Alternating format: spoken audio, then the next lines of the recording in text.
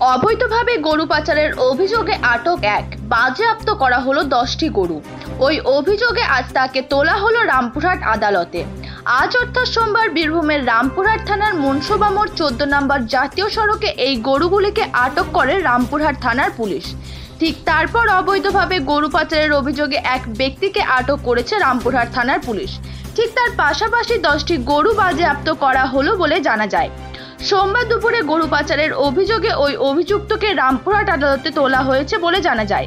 Police সূত্রে জানা গিয়েছে, এই সমস্ত গরুগুলি যখন 14 নম্বর জাতীয় সড়ক হয়ে চায়না ভ্যানে করে নিয়ে যাওয়া হচ্ছিল, তখন তাদের কাছে কোনো বৈধ কাগজ দেখতে পায়নি পুলিশ।